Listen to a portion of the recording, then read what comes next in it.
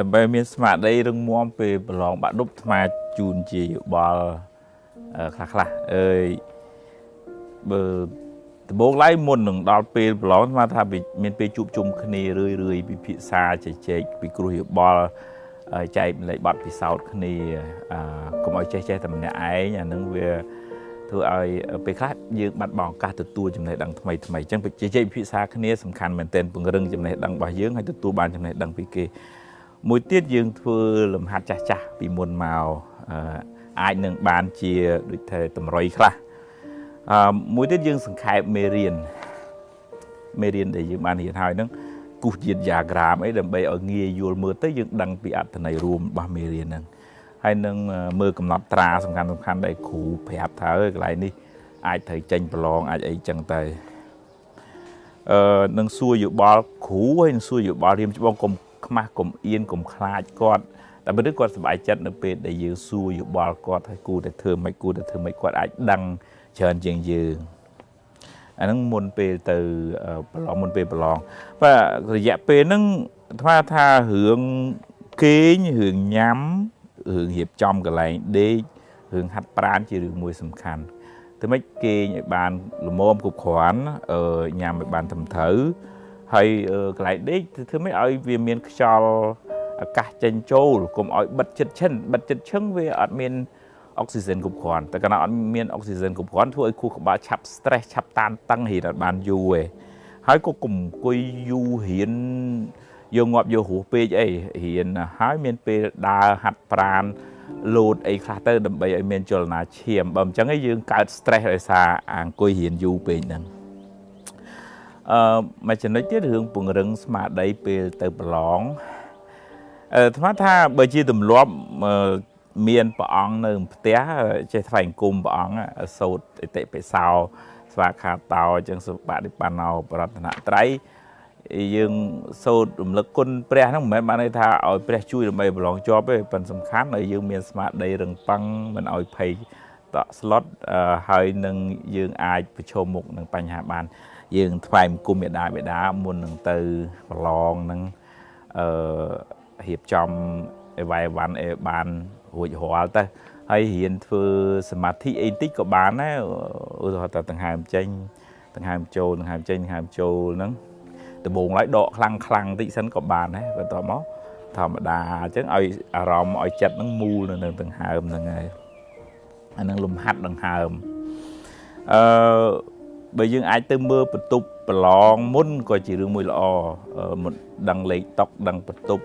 បើដឹងកន្លែងណាយើងអង្គុយអញ្ចឹងយើងមើលទៅដូចថាយើងមិនសូវភ័យខ្លាចទេភាគច្រើនពេលទៅប្រឡងទៅដល់បន្ទប់ប្រឡងសិស្សនិស្សិតដូចថារៀងភ័យញីញ័របែកញើសដៃបែកញើសជើងហ្នឹងជួនកាលអ្នកខ្លះស្លុតខ្លាំងទៅជាស្លាប់អីទៅក៏មានដែរបើអាត្មាចូលទៅដល់ក្នុងបន្ទប់ជួនជាយោបល់ថាលើកដៃប្រណំទៅបើខ្ញុំកណាសមាភិបខ្លួនឯងក៏អញ្ចឹងដែរទៅដល់បន្ទប់ប្រឡងលើកដៃនមស្ការផ្សឹបទៅចេះសូត្រអីសូត្រនមោតស័កទៅនឹកដល់គុណឪពុកម្ដាយនឹកដល់គុណគ្រូទៅហើយផ្សាយមេត្តាសូមឲ្យខ្ញុំបានសុខសូមឲ្យសពសត្វទាំងអស់គ្រប់គ្នាទាំងអស់បានសុខហើយឥឡូវដល់ពេលហ្នឹងហើយតាំងចិត្តថាបានស្អីធ្វើហ្នឹងណាទោះជាភ័យក៏ជួបបើមិនភ័យក៏ជួបអញ្ចឹងណាលោកគ្រូឲ្យលំហាត់ណាដោះលំហាត់ហ្នឹងណាធ្វើម៉េចយើងមានអីត្រូវ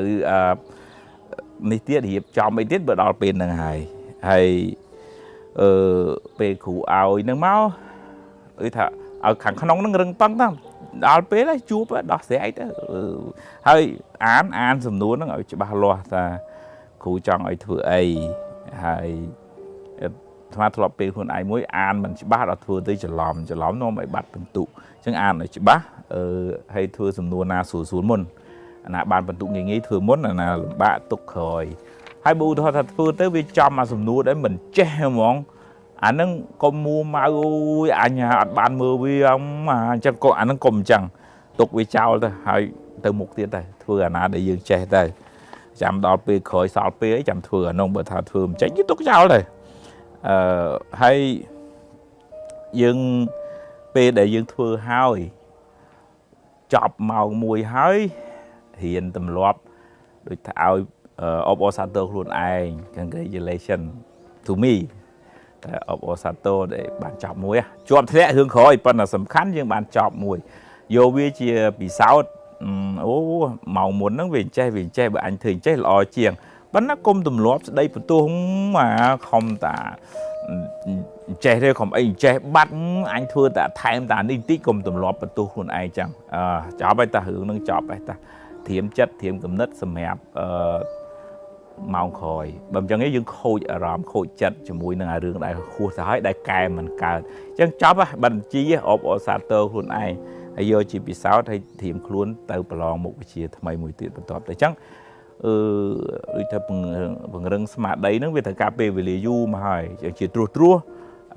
ជួបជុំពិភាក្សាគ្នារឿយចែកម្លែកចំណេះដឹងធ្វើលំហាត់ចាស់សង្ខេបមេរៀនធ្វើម៉េចឲ្យដឹងអត្ថន័យរបស់មេរៀនទាំងមូលមើលកំណត់ត្រាសំខាន់របស់គ្រូឲ្យសួរយោបល់គ្រូសួរយោបល់រៀមច្បងរឿងគេងបានគ្រប់គ្រាន់ញ៉ាំបានត្រឹមត្រូវកន្លែងដេករៀបចំឲ្យបានល្អហាត់ប្រាណកុំឲ្យនៅស្មុកពេកហើយដើម្បីពង្រឹងស្មារតីដូចថាថ្វាយគុំព្រះទៅថ្វាយគុំឪពុកម្ដាយទៅធ្វើលំហាត់ដង្ហើមសមាធិចឹងតែហ្នឹងក៏ជាវិធីសាស្ត្រពង្រឹងស្មារតីយើងត្រូវស្គាល់កន្លែងប្រឡងមណ្ឌលប្រឡងបន្ទប់ប្រឡងរបស់យើងទៅដល់ក្នុងថ្នាក់កុំប្រភ័យស្លន់ស្លោឲ្យញើសញ័របែកញើសដៃជើងអាហ្នឹងមិនកើតទេទៅដល់ធ្វើម៉េចជួបរឿងអីដល់រឿងហ្នឹងលើកដៃប្រណម្យថ្វាយគុំហើយថ្វាយផ្សាយមេត្តាចិត្តដល់គ្រូដល់សិស្សទាំងអស់គ្នាទៅហើយមើលលំហាត់ឲ្យបានត្រឹមត្រូវធ្វើឲ្យបានគ្រប់គ្រាន់ហើយធ្វើគ្រប់សំណួរកុំធ្វើចោលសំណួរបើថាសំណួរណាមិនចេះទេទុកចោលដល់ហ្នឹងកុំបន្ទោសកុំមូម៉ៅជាមួយសំណួរហ្នឹងហើយពេលប្រឡងហើយចប់ហើយកុំស្ដាយកុំបន្ទោសខ្លួនឯងកុំណាចេះអីអាហ្នឹងកុំអីយកជាពិសោធន៍ឲ្យប្រឡងមុខវិជ្ជាមួយទៀតរៀនអបអរសាទរឲ្យកម្លាំងចិត្តខ្លួនឯងរឿងជាប់ធ្លាក់ជារឿងក្រោយប៉ុន្តែពេលនេះអញចប់ហើយជាលទ្ធផលចុងក្រោយបើឧទាហរណ៍ថាវាជាប់វាធ្លាក់ក៏វាអត់មានជាទីបញ្ចប់នៃពិភពលោកត្រឹមប្រឡងបាក់ឌុបធ្លាក់នឹងដែរបើជាប់យើងអបអរសាទរខ្លួនឯងយើងសប្បាយចិត្តខ្លួនឯងទៅប៉ុន្តែបើវាធ្លាក់ក៏វាអត់មានអីនឹងត្រូវថាអើយអញអស់ហើយអាលីងហើយខ្មាស់គេចងកលោតទឹកលេបថ្នាំអីដែរវាអត់ទេដំណើរជីវិតហ្នឹងវាមិនមែនចប់ត្រឹមប្រឡងបាក់ឌុបធ្លាក់ហ្នឹងឯងសាកធ្វើមួយឆ្នាំទៀតទៅហើយក៏មិនមែនបានន័យថាអ្នកប្រឡងដាក់ឌុបហ្នឹងសិតតែអ្នកក្រសិតតែខ្ញុំបម្រើគេណាមានវាសនាការប្រឹងប្រែងវាទៅមុខទៀតវាអាចមានឱកាសនឹងអភិវឌ្ឍខ្លួនឯងឲ្យបានប្រសើរជាងនឹងទៅទៀតក៏មានដែរអញ្ចឹងកុំឲ្យដាក់កម្រិតបន្ទោសខ្លួនឯងឬក៏គិតខ្លីដោយសារគ្រាន់តែលទ្ធផលប្រឡងបាក់ឌុបនឹងមិនល្អផ្ដោតឱកាសឲ្យខ្លួនឯងម្ដងទៀតធ្វើដំណើរទៅមុខទៀតអនាគតអាចភ្លឺស្វាងបើយើងនៅតែបន្តដំណើរបើយើងនៅតែមានក្តីសង្ឃឹមបើយើងនៅតែតស៊ូជូនពរបងប្អូនទាំងអស់គ្នាឲ្យបានប្រឡងជាប់ទាំងអស់គ្នា